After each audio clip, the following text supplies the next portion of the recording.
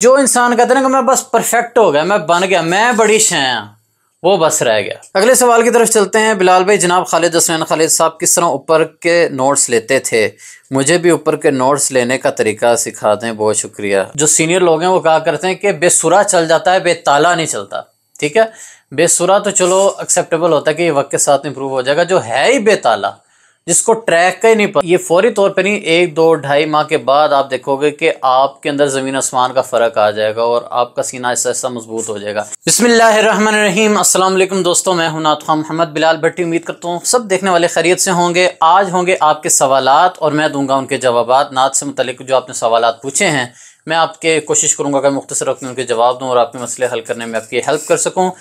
Channel पर हैं तो प्लीज़ चैनल को सब्सक्राइब कर लें, वीडियो को लाइक कर लें। अगर आप मेरी वीडियो फेसबुक या टिकटॉक पर देख रहे हैं तो मेरे प्लेटफॉर्म्स को जरूर फॉलो करते जाइएगा। तो आइए आपके सवालात की तरफ चलते हैं। पहला सवाल हमारे पास मौसूल हुआ है इमरान रजा भाई का। अस्सलाम वालेकुम बिलाल भाई। वालेकुम अस्सलाम। मेरी प्रॉब्लम ये है कि जब मैं स्लो पढ़ता हूँ तो बराबर आवाज़ रहती है, जैसे ही उठाता हूं तो आवाज दब जाती है। ये प्रॉब्लम पहले नहीं थी लेकिन अब हो रही है। एक महफिल में मैं बहुत जोर लगा के पढ़ लिया था, 3 हफ्ते मेरा गला बैठा रहा, फिर भी मैं गोली खाकर जोर लगा के पढ़ता रहा, तब से ये प्रॉब्लम है।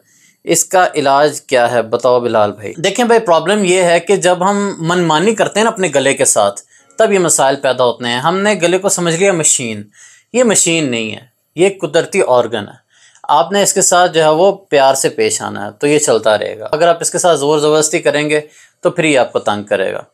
देखें, जब आपने खुद इस चीज़ को एक्सेप्ट किया कि महफिल में जाकर आपने ज़ोर लगा के पढ़ा है, जब आप अपनी ज़रूरत से ज़्यादा ज़ोर लगाएंगे, चीखे चिल्लाएंगे, तो फिर जारी बात है प्रॉब्लम तो क्रिएट होगी।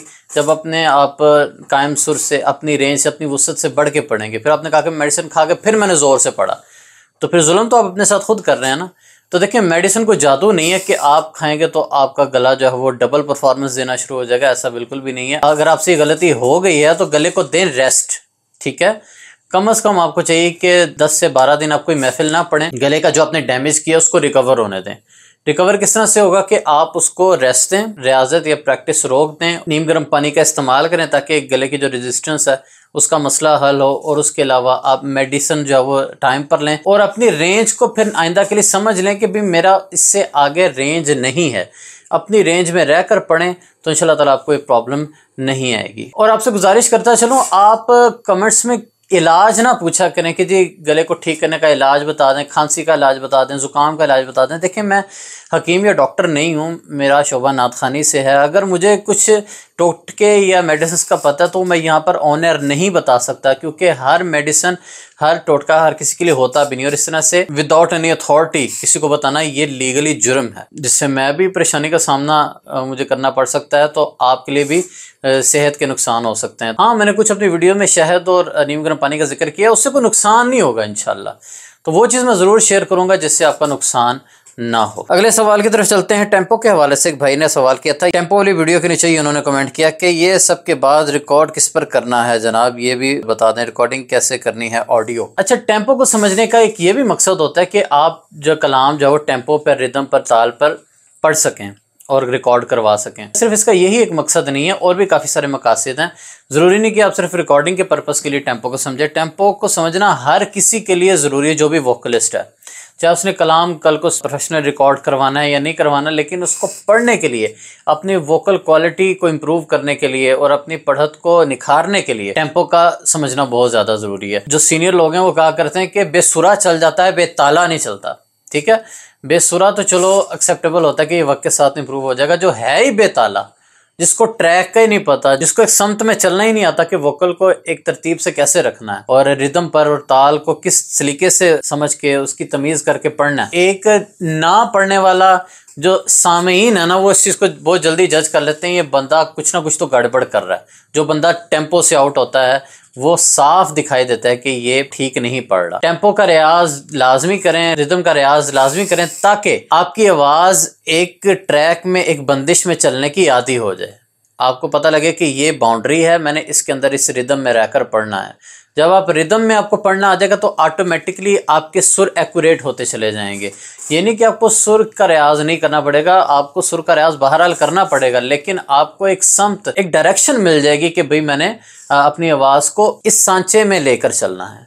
ठीक है, जो टेम्पो है वो बेसिकली एक सांचा है जिसके अंदर आपने कलाम को रह के पढ़ना है, उस सांचे से बाहर नहीं आपने जाना। अगले सवाल की तरफ चलते हैं। बिलाल भाई, जनाब खालिद हसनैन खालिद साहब किस तरह ऊपर के नोट्स लेते थे? मुझे भी ऊपर के नोट्स लेने का तरीका सिखा दें, बहुत शुक्रिया। मैं कराची से सैयद अब्दुर्रहमान शाह हूँ। बहुत अच्छा सवाल आपने किया।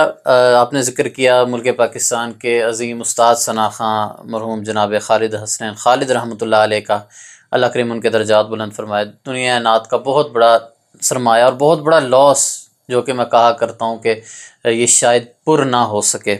अल्लाह करीम उनके दर्जात बुलंद फरमाए। आपने कहा कि वो हाई नोट्स कैसे लेते थे, बड़ा मासूमाना सवाल है आपका।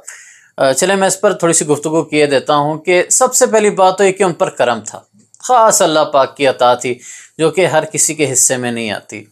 ठीक है, सबसे पहला मेन फैक्टर तो ये, और हुजूर अलैहिस्सलाम की ख़ास नज़र इनायत थी। मैं ये समझता हूँ, मेरा दिल ये कहता है कि वो सरकार के मंजूर नज़र सना खां थे। वो सिर्फ एक नात खां नहीं बल्कि आलिम दीन नात खां थे, और वो नात के साथ साथ दीनी उलूम पर भी बहुत दस्तरस रखते थे। और उसके बाद फिर उनकी रियाजत, उनका उठना बैठना बड़े सुरीले लोगों में था।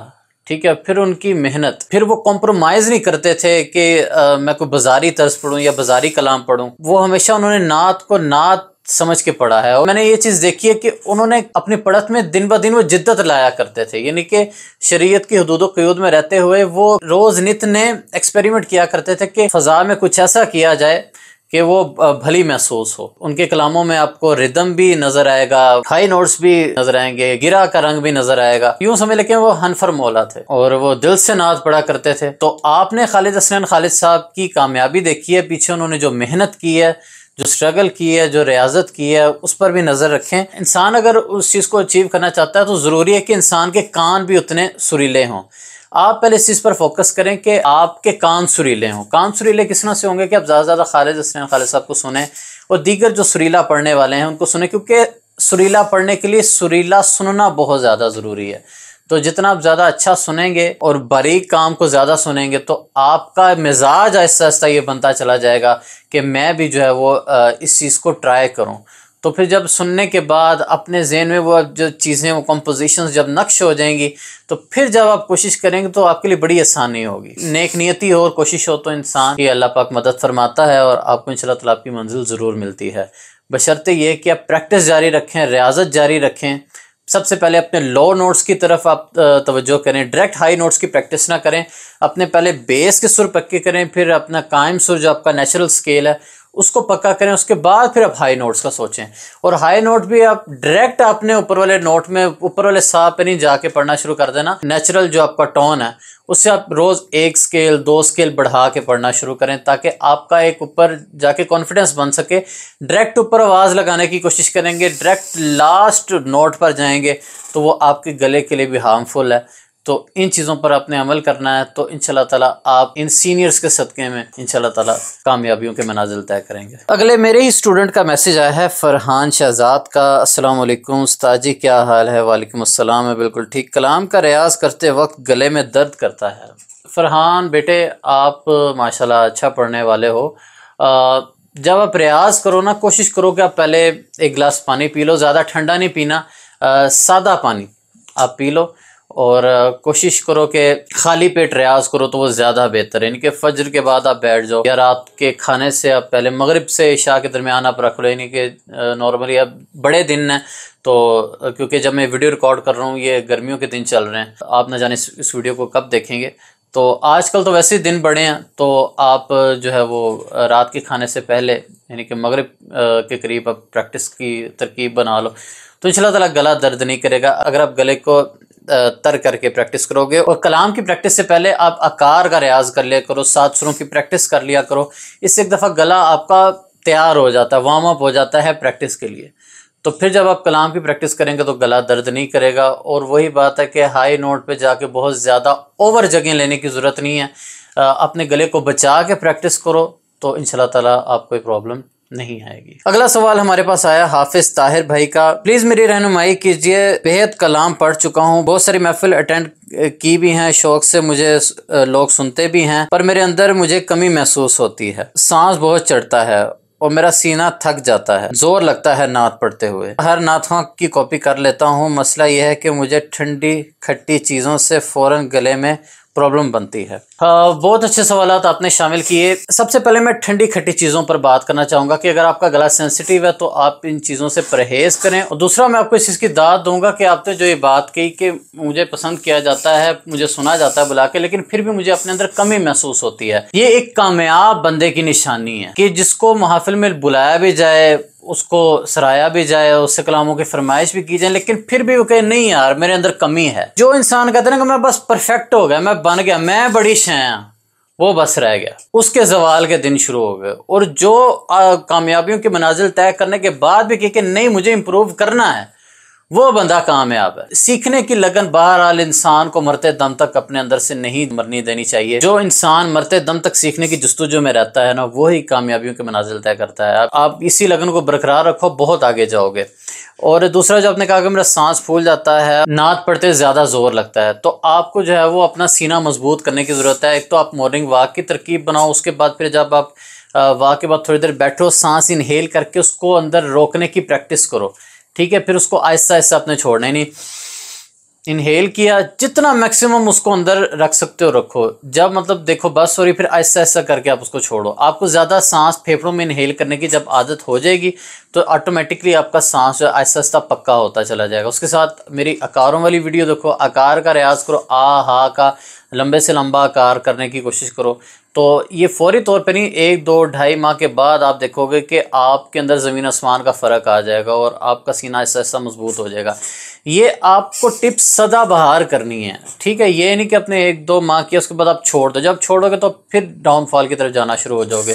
तो आपने इन रियाजत को इसी तरतीब के साथ चलाते रहना साथ साथ, ताकि आपकी परफॉर्मेंस दिन ब दिन इम्प्रूव होती जाए। फिर इन्होंने कमेंट किया कि बिलाल भाई आज तक मुझे इस चीज़ का दुख है, मुझे आज तक किसी ने सपोर्ट नहीं किया, आप मुझे अच्छे लगे हैं, मुझे यकीनन सपोर्ट करेंगे। देखिए, नात ख़ानी में कामयाब होने के लिए एक तो अच्छी आवाज़ जिसको अल्लाह पाक अता कर दे, और जिसकी बज़ाहिर अच्छी आवाज़ नहीं भी है तो वो सीख कर रियाजत से, मेहनत से अपनी आवाज़ को इम्प्रूव करने की कोशिश करे। और उसके बाद सपोर्ट यही कि सोशल मीडिया सबसे बड़ी आज के दौर में सपोर्ट है।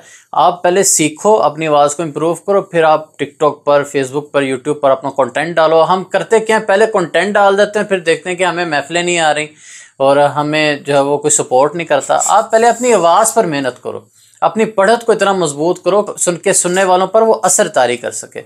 और दिल से पढ़ो, नीयत का साफ़ होना बहुत ज़्यादा ज़रूरी है। और नबी पाक सल्लल्लाहु अलैहि वसल्लम की ज़ात मुबारका के लिए ख़ास नीयत के साथ आपने नात ख़ानी करनी है, तो उसके सदक़े से आपको जो है वो बाकी मामलात भी आपके ठीक होते चले जाएंगे। तो जब आपकी नीयत साफ़ होगी, आप मेहनत के साथ पढ़ोगे और आप सोशल मीडिया का मीडियम यूज़ करोगे, तो ऑटोमेटिकली आपको जो है वो लोग बुलाएँगे, पसंद करेंगे। आप इस आस में बैठे रहो मुझे कोई सपोर्ट करे, मुझे कोई बड़ा नात खां शाउट आउट दे दे। देखिए, किसी ने आपको आके घर से उठा के तो नहीं लेके जाना कि आओ तुम्हें महफिलें पढ़ाते हैं, ठीक है। आपको अपनी मदद आपके तहत ही अपने आप को इम्प्रूव करना है और अपनी राह चुननी है। फिर इन्होंने कमेंट किया कि भी मुझे अफसोस होता है कि आज तक मुझे कोई उस्ताद नहीं मुझे मिला। तो अब कौन सा कोई वक्त गुजर गया, ज़िंदगी बाकी है, अभी से तलाश में निकलें। अच्छे असातिज़ा से दुनिया भरी पड़ी है, आप निकलें उस्ताद की तलाश में। इंशाल्लाह ताला आपकी अगर नीयत साफ़ है तो आपको इंशाल्लाह ताला अच्छे लोग ज़रूर मिलेंगे। और किसी अच्छे उस्ताद का आज के दौर में मिल जाना बहुत बड़ी सादतमंदी की बात है। और अगर आपको कोई अच्छा उस्ताद मिलता है तो फिर आपने उसका दामन नहीं छोड़ना और उसका कभी अदब नहीं छोड़ना, तो इंशाल्लाह ताला आपको बहुत फ़ायदा होगा। मुझे नहीं समझ आती कि ये बॉयज़ सपोर्ट की बात इतनी क्यों करते हैं। देखिए, बॉयज़ को ये तो मसला तो होता नहीं कि भाई हमें घर से बाहर नहीं जाने देंगे, हमें महफिलों में नहीं जाने देंगे। बॉयज़ तो जब चाहें बाहर आ जा सकते हैं, ठीक है। तो आप अपनी आवाज़ में मेहनत करें, साज़ा के पास जाएं या ऑनलाइन सीखें। उसके बाद आप महफिल में जब चाहें आप पढ़ सकते हैं। आप अगर आप अफोर्ड कर सकते हैं तो आप रिकॉर्डिंग करवाएं। देखिए, हाथ पल्ला मारने से ही कामयाबी मिलती है ना। कोई घर आके आपको कामयाबी के ताज तो नहीं ना पहना देगा, आपको कोई घर आके गोल्ड मेडल तो नहीं ना पहनाएगा, ठीक है। तो सपोर्ट की आस में अपने आप को ज़ाया ना करें और अपना टाइम वेस्ट ना करें। जो आपके वसाइल हैं उनमें आप बस शुरू हो जाएं। जो हीला करता है वसीला भी उसी के लिए बनता है। हाथ पाँव मारेंगे तो आपके लिए वसीले रास्ते खुलते चले जाएंगे इंशाल्लाह। ये कुछ नसीहतें थी जो आपके साथ शेयर करनी थी, आपके सवालों के जवाब भी थे। तो जब आप इन बातों पर अमल करेंगे तो इंशाल्लाह ताला आप बहुत अच्छे नात खां बनेंगे। आप सबके लिए बहुत सी दुआएं हैं। अल्लाह पाक आप सबको कामयाब करे। मुझे भी दुआ में याद रखिएगा। जहाँ पर ये खुश रहिए, आबाद रहिए। अल्लाह हाफिज़।